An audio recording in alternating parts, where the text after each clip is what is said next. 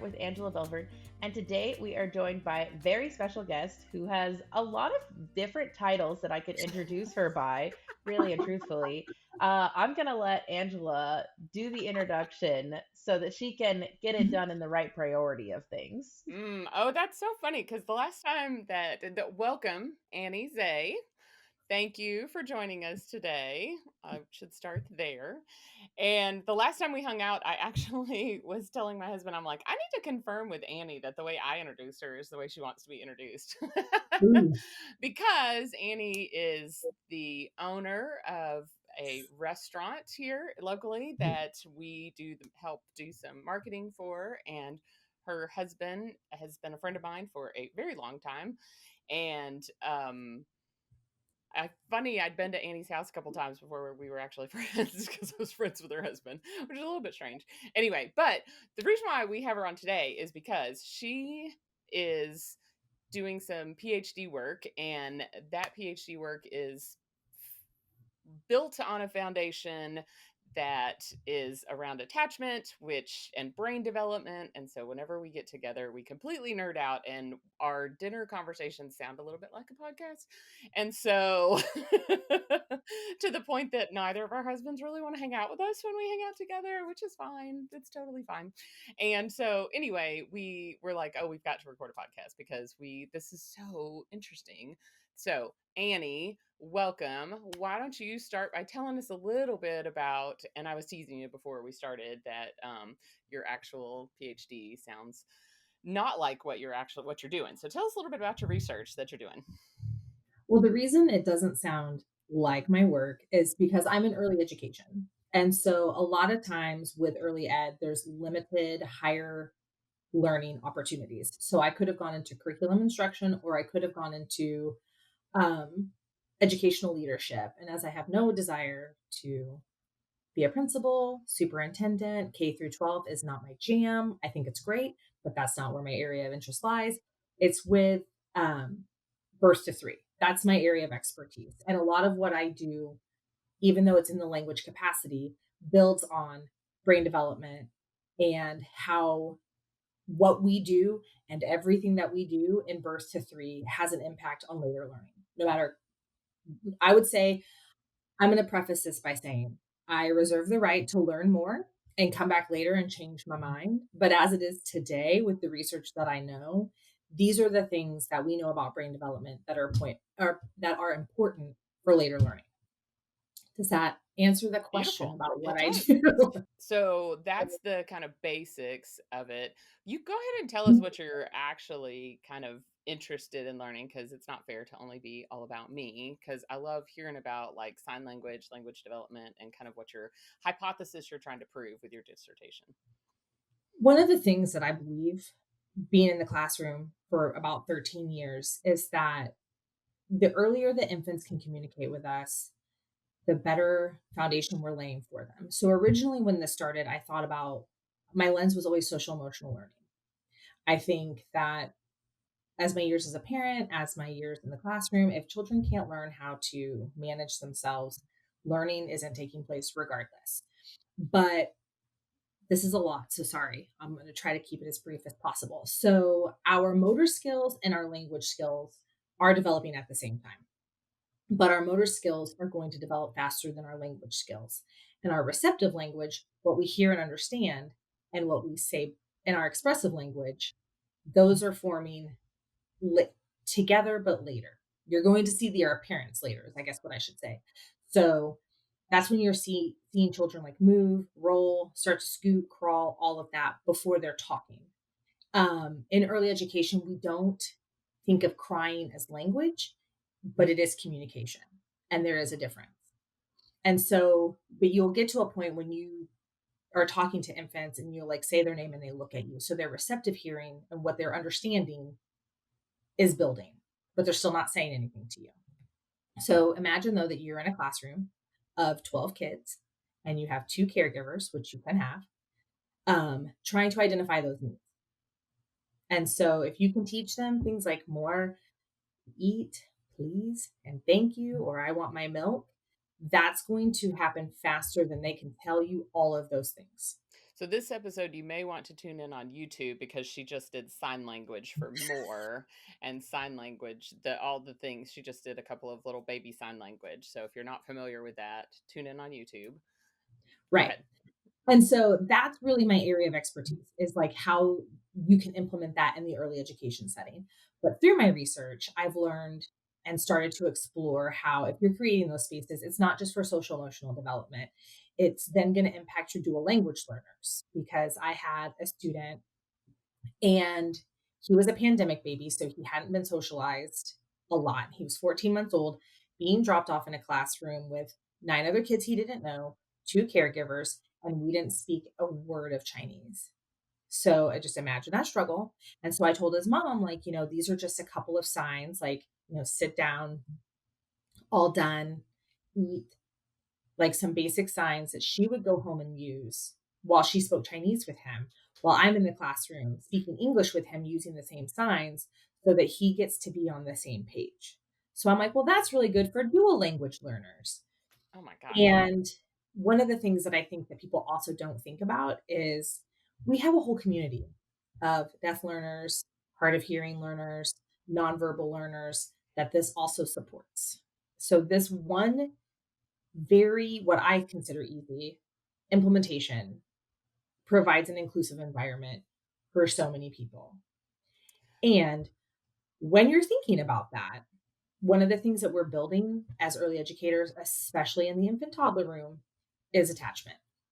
Because a lot of times people think of attachment as just to your primary caregiver, which, and when I say that, I mean your parent, but your primary caregiver can also be the early educator in the room with you. Because when you think about childcare, most of the time that kid is in there for 40 plus hours. And those are the waking hours where you take your baby home and then they sleep. So, maximum impact in the classroom builds the foundation for learning later in life. Oh my gosh. Okay. So much. And I'm super proud of you for being able to get your like whole synopsis down to like 3 minutes. So even though that was a whole lot of meat that we're going to now take my little steak knife and I'm going to cut into pieces for us all. That good on you, girl.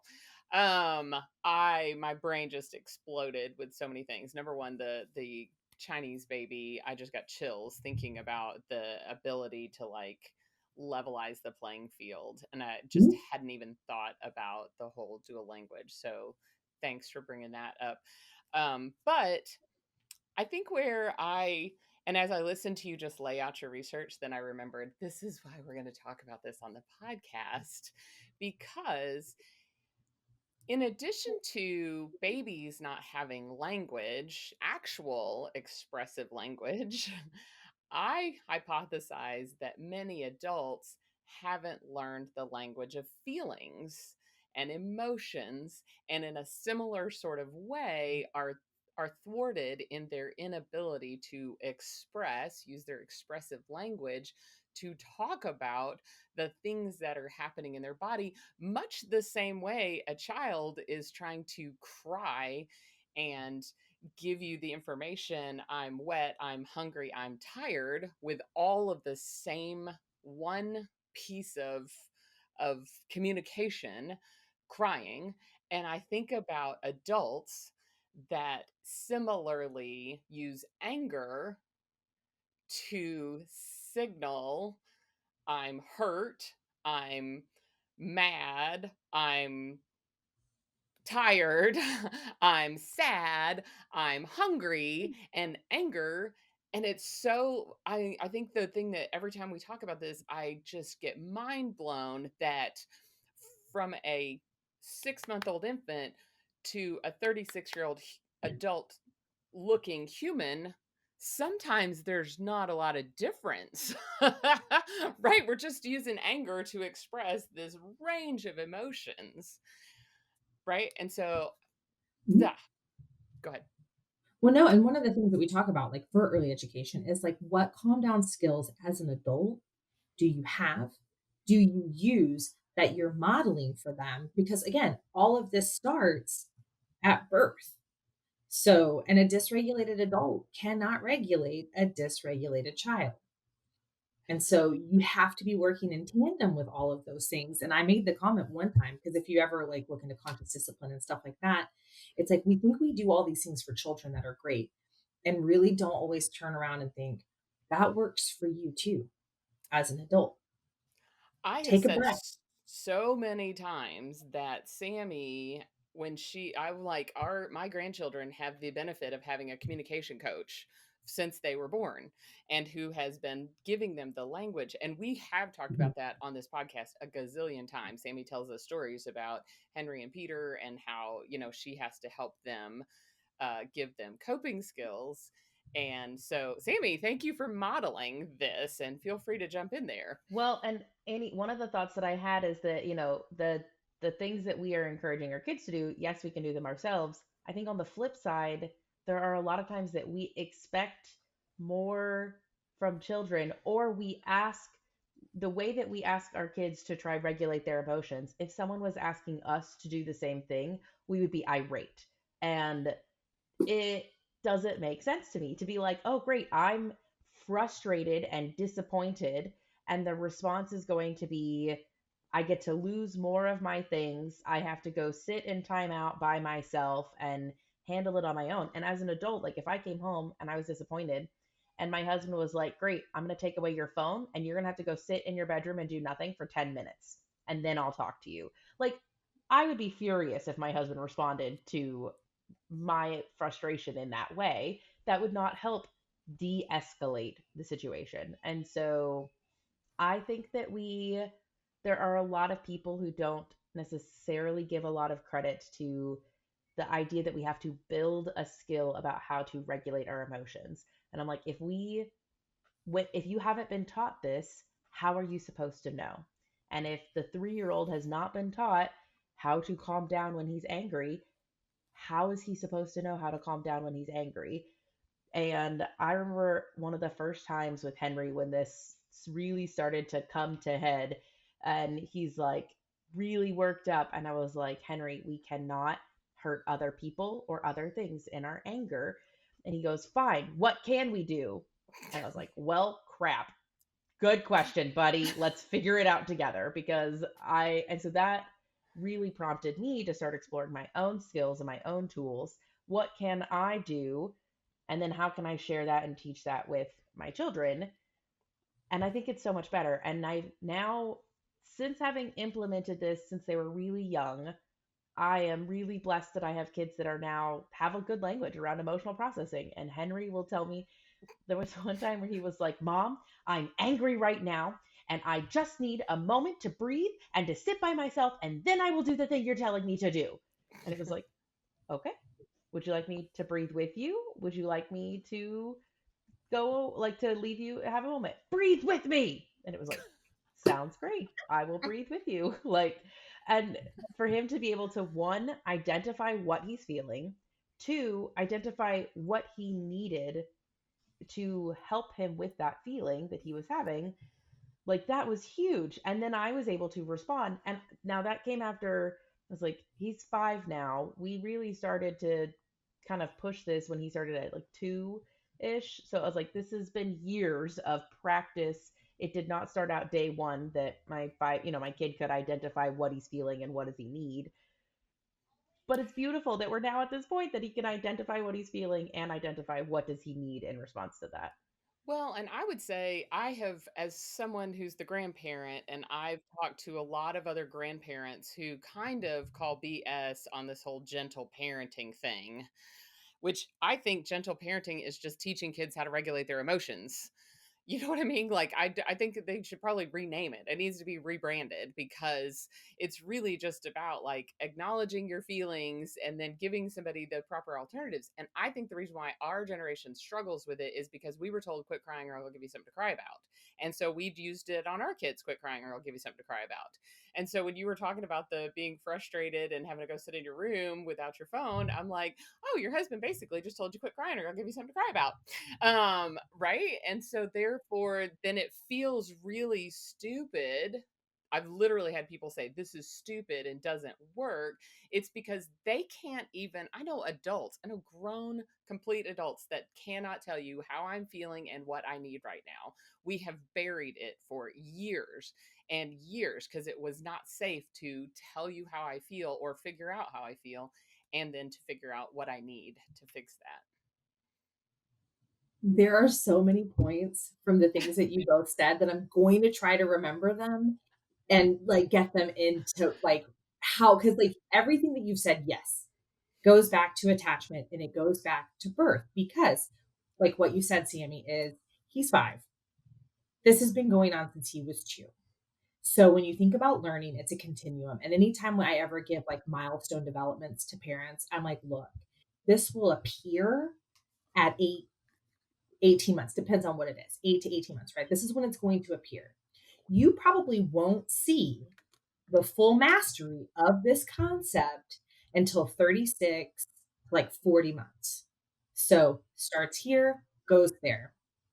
Um, and you have to connect before you correct Mm. because when children are dysregulated, they've gone into their STEM. They are not in their executive functioning. They have no access to that.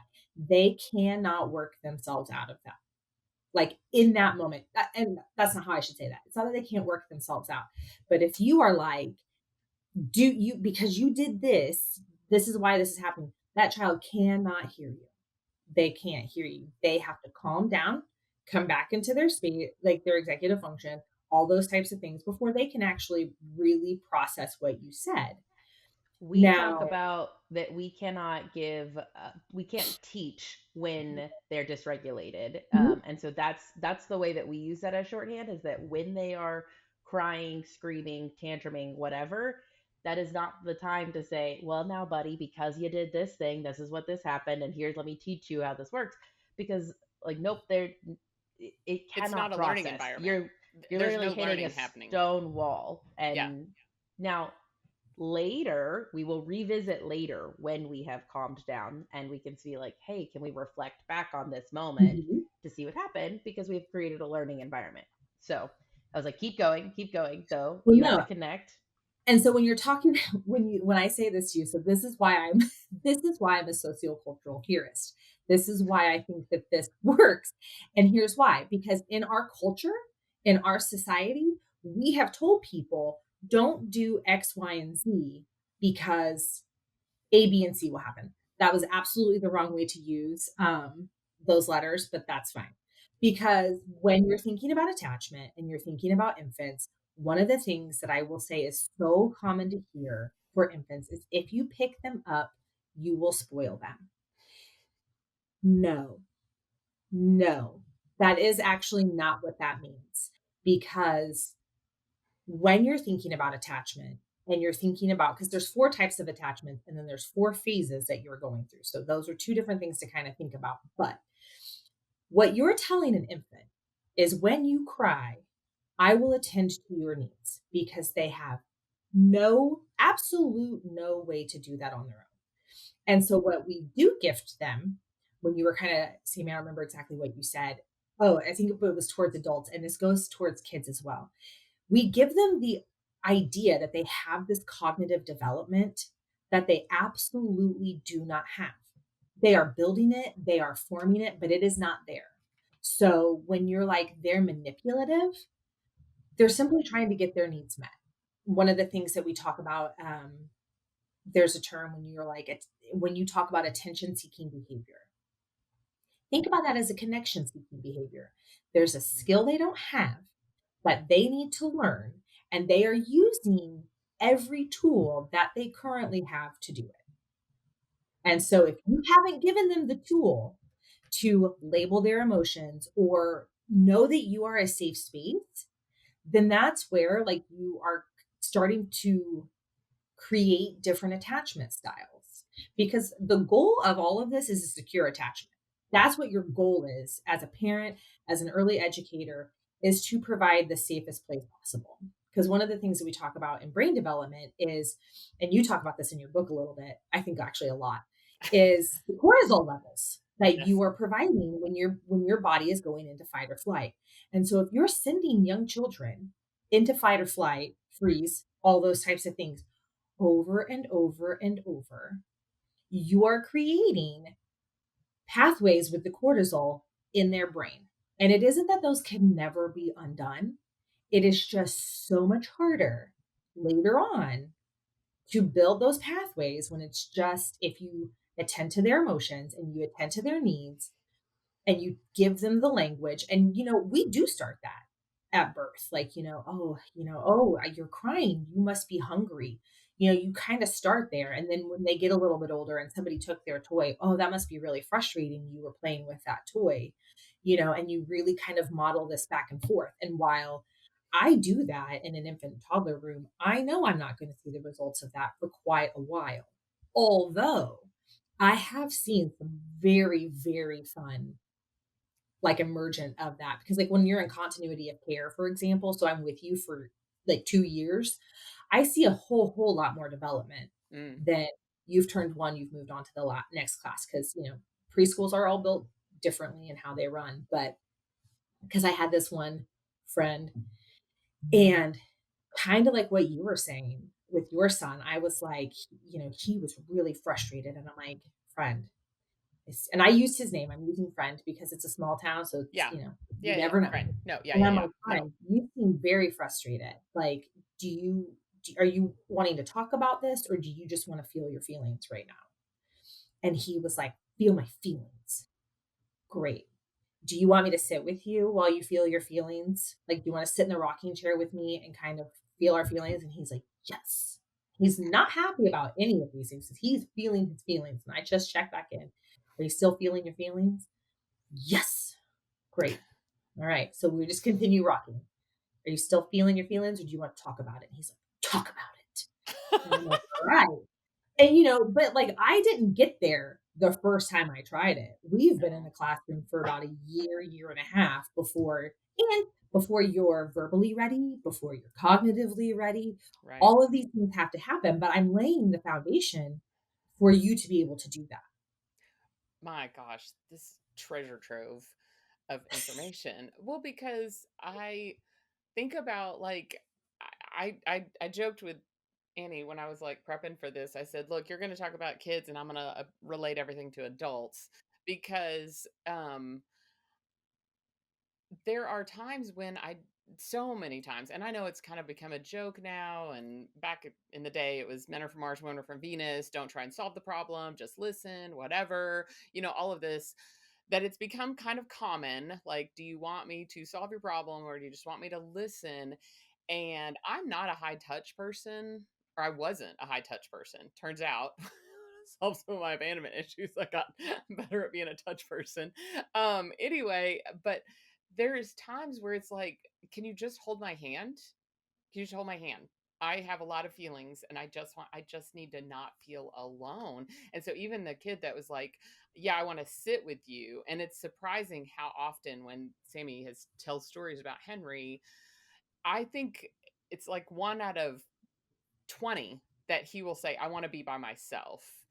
And I think that we've joked on this podcast that I evolved past what my parents said, don't quit crying or I'll give you something to cry about. And I evolved so much further and said, you are allowed to cry in any room I'm not in. So if you have big feelings, you have to be alone.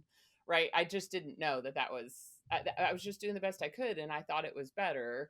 At least I was affirming some feelings. It Now I was know better. it was It better. was better. I was Right. like, it was better. Just because it may not be best doesn't mean it wasn't It was better better. than stop crying. Like, Right. So, but still, though, nobody wants to be alone when their feelings, and being alone doesn't feel safe because it feels like you're going to have to fight the woolly mammoth by yourself. And so, I now know better. It's super fun when Sammy will be like, "This ain't how she raised us, y'all." But when we know better, we do better, right? We just got to keep, and so that's what I just always want to encourage people. I joked a few weeks ago and said I am your inspiration because I started real bad place, have evolved and keep evolving and keep getting better. And so there is nobody sitting here from the throne of judgment, promise you. It is absolutely knocking the ashes off from, when I burned the house down. Well, and when you say that too, like my oldest stepson, who's now 21, would tell you what I did with him at 5 and what he saw me do with his youngest sister at 5 are very different. And I'm like, yeah, I didn't have, you know, 12 plus years of child development under my belt to understand how all these things worked, because he will be the first one to tell you that I was like, quit being mad. Right. I would, and Henry, correct, would have been like, "How do I stop being mad?" That's a great question. And it's like, so how do, and it's instead, how do I help you process these feelings? Right. And for a while, there's got to be a lot of co-regulation in that. Mm. You have to know, like I have to model that for you to be able to go and do that. I have to teach you that skill for you to go to be able to do that. And even when you're talking with educators, it's like, how long sometimes does it take you to calm down? So I'm not sure why you think that 2-year-old is going to calm down so much faster than your ability when you have so much more cognitive capability than they do. Because they've been on this earth 2 years, 24 months, guys. That's not a long time. And I think sometimes with that expectation, it's really hard. Because again, I think as a society, we have gifted you with, if you do these things, you will spoil that child. And I would say this, and again, I still reserve the right to learn more information and change my mind. But I stand really firmly now, 15 years after I started in an infant room, with you can't spoil a baby. You can't spoil them. Okay, so I'm gonna play devil's advocate, which All right. I feel like all I've been is the choir today to your preaching, which I'm gonna jump in on because we've talked about, and you touched on. We'll have to have you another day to talk about we'll unpack socio-cultural learning, because I'm buying into your concept, but I've been a big Pavlov behaviorist for my whole life. Like ring the bell, the dog But they saliva. go hand in hand. They're not an either or. But when you talk about spoiling a child, No, that's no, what no. comes up for me. She's talking about spoiling a baby, not Spoiling a spoiling baby. a child. Because Yeah. I think that that's very Okay, different. clarify Because that. Clarify an that. infant, I get so frustrated when I was accused by different family members of spoiling my infants because I would tend to their needs when they're crying. The infant who can't walk or roll over or move their body yet because they literally don't even have the muscle development to do that. How dare I attend to their needs when their physical body can't actually attend to their needs on their own? And be like, you're just going to spoil that baby for picking him up. And I'm like, or I'm going to change his diaper because he's uncomfortable because it's wet, or I'm going to give him food because he's hungry, or he's feeling alone and I'm going to hold him, and that's fine. There is a point where, yes, I think, especially in the toddler years, there is, Mhm. as you go from infant to toddler, there needs to be a learning to how the world works. And when this happens, here's the response. But even then, we have approached that we don't view our children very on purpose. They're not manipulative. They are scientists exploring the world, Mhm. which is a little bit of a Montessori concept. Is that everything that our kids are doing is just experimenting with the world. And so when Henry says, "I want a snack," and I say no, and then he screams at me, it's not a manipulative behavior. It is an experiment to see, will this get me my desired outcome? Yes or no? And I don't have to put a label on it. I don't have to say this is a bigger thing than what it is. I can view it as an experiment and say, no, you're still not going to get a snack. So you can now learn that screaming doesn't get you a snack. It's not going to get you the results you want, which is then where the Pavlov, I think, comes into it, the behavior Yeah. training. But Yep. when you label the kid's behavior as manipulative, you are evaluating it as an on purpose trying to take advantage of a situation, when really it could just be an expression of needs. Even the attention seeking behavior, great. So they have now communicated to you that their attention bucket is kind of empty. that's a need. That just like we need to fill our bellies with food, we need to fill our bodies with attention. I had a friend of mine who was like just at her wits end with her stepchild, and and she gave me a couple of examples of like I'm like, tell me, what does that look like, the behavior that's just out of control for a 9-year-old? And she told me, and I said, I would love for you to graph, talk about a science experiment, graph and see how much time, especially blended family, how much time has she had with her dad, which this was the stepmom telling me this, alone time with her dad when she gets out of control behavior. Is there a correlation? She is not getting enough dad time and her behavior keeps getting worse and worse and worse. And I said, maybe the solution isn't her, or problem isn't her behavior. Maybe the problem is that she needs more dad time. And what can you do to carve out and make sure she gets one on one dad time? Because for 3 years, it was one on one dad time, just her and him. And now she's sharing him with this whole other family. And so it has been, I haven't heard a lot of the results, but they've tested some of them. And it's sort of shocking that it's like, oh, and Sammy, didn't you say there was a Hmm. 10-minute? I, yeah, I was like, there's a toddler account that I follow that recommends the 10-minute miracle. That when you have a lot of problem behaviors that are starting to show up, or just, disruptive behaviors, can you allocate 10 minutes of your day of your kid gets 100% of your eyeballs? Like, you put your phone down, they decide what you're doing, 10 whole minutes, that's it. And they're like, if you have multiple kids, can you set up where even at minimum, you get your day. Today's your 10 minutes and tomorrow is so and so's 10 minutes. And you do that. But there is something to, I just like an attention need Mhm. matters. I need some attention. And it's not 10 And hours. it's not 10 hours. No one's asking you to go play pretend for 4 hours and be bullied for 4 hours, because I don't know about you, but my toddlers bully me when I play pretend and I'm constantly doing it wrong. And I'll be like, great, I can do this for 10 minutes. I can be told, no, mom, we're playing kitchen and I'm the chef, but you didn't make it right. Okay. We're not making spaghetti. We're making chicken nuggets. And I'm like, I'm so sorry that on this pretend plate, I informed you that it was the wrong food. You're right. That is a deeply offensive thing. Now it is chicken. No, it's not, mom. You didn't go back and cook it. And I'm like, I'm sorry. I'm sorry. I didn't cook it. You're right. I'm playing wrong. Anyway, I don't love being told I'm playing wrong. And I can do anything for 10 minutes. I can do it for 10 minutes. I can do it for 10 minutes. Deep breaths.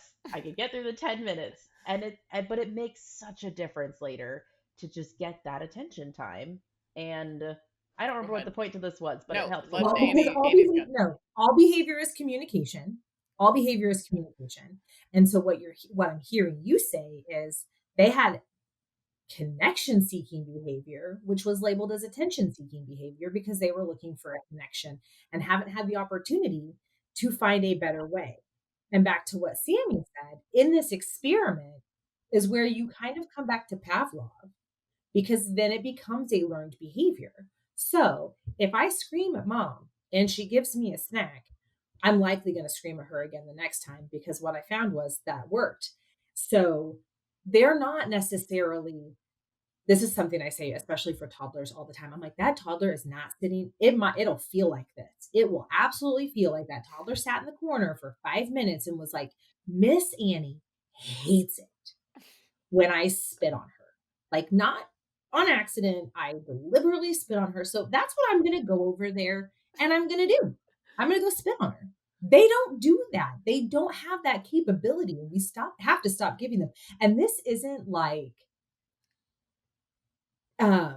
this is actual brain development. This is cognitive behavior. This is when you're doing the deep dive into like birth to 5 and these sensitive periods. It is an experiment. It is a constant experiment of cause and effect. If I did this, what did I get? If I did this, what did I get? Because everything that they're doing is building in their pathways. So they are absolutely experimenting. But if they get it, and then they get it the second time, and they get it a third time, they're going to keep coming back with that behavior because you have told them this is effective. And one of the trainings that I'm in right now, we talk about it like, is this an effective dynamic that happened? Was there a result? And if there wasn't, then no, it wasn't effective. And I've had students in the past where I'm like, I don't think I ever achieved an effective like calm down strategy. And when you get into like delays and exceptionalities, you are going to have to pivot how you've approached this because again, even when you're thinking about developmental milestones, something I didn't know until a couple of years ago was originally, and we're talking about the one like with the Pediatric Society, all this kind of stuff, where like this is kind of the gold standard. Those milestones were for 50%. 50% of children achieved them by this age. So we think 100% should do this. And so they've pushed him back, I think, a little bit to achieve 75%. And that's why when you look at learning, it's a continuum. It, it may appear here at this age, but you won't see the full mastery for quite some time down the road. And again, like to beat this horse dead, this them having the ability to successfully engage in those things goes back to their attachment to you. Have you made them feel safe and secure so that they can go ahead and go and take on these experiments in the world? Because I know that that person still cares about me, that person will still take care of me, and that person will be calm and helpful when I'm in these moments, because that's what we want to give them. Because again, then the hope is over time, they maintain that, they continue with that. And then when they're 5, 10, 25, they have that ability. Because also just think about this, your executive function does not fully form until you're in your 20s. So we've given all these people a lot of credit for being able to do the things. And that full development doesn't come until you're like 23 to 25. So this is an ongoing journey. And yeah, I have an aunt who's a play therapist, and she's like, she thinks about this as like, and again, just because this may not have been established well in the beginning doesn't mean you cannot turn it around. But she was like, it's like an atrophied muscle. You've got to do a lot of like PT for that muscle to work to its fullest capability. So you've got to do a lot of work to get in your adult years, if that's how long it kind of took you to get to this point, on figuring out how to have secure attachments. Because my oldest stepson, and one of the things you said was, I don't know if this was my personality or what.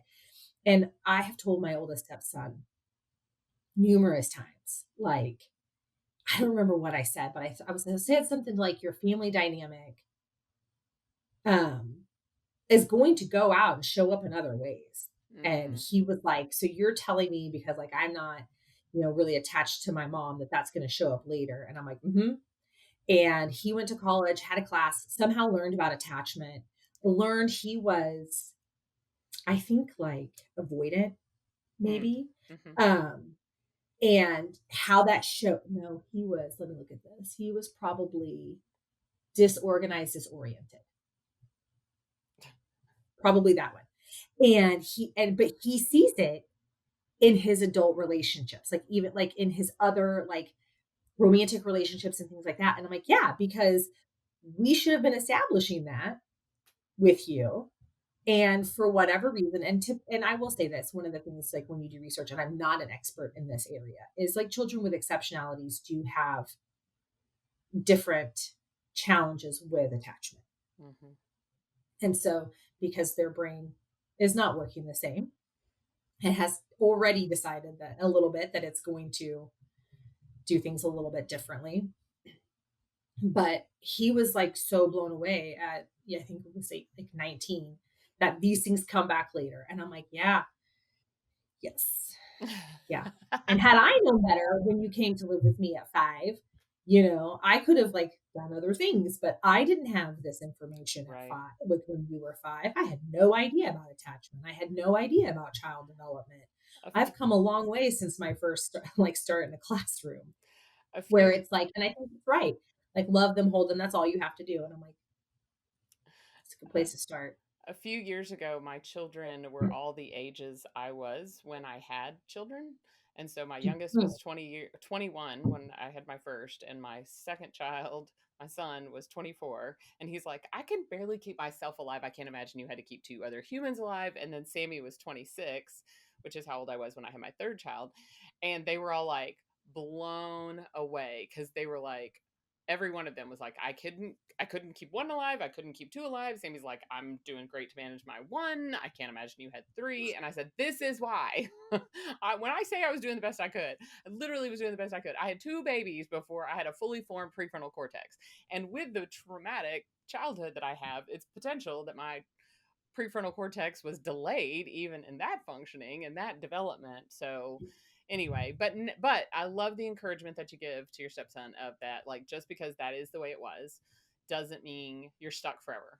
It just means that you may have to go to physical therapy. It's just if you would have a really, really bad sprain, they say a sprain is worse than a break in your bones sometimes, then it takes longer to heal. It's the same sort of thing. It can heal. It will heal. It is going to take effort. It is going to take work. This has been amazing, Annie. We want to give you a chance to, like, what's a final thought that you want to leave people with? Oh man, I wish I would have had this Oh, sorry. quote. No, I wish I would have had this quote because it's easier to build strong men or strong children than it is to repair broken men.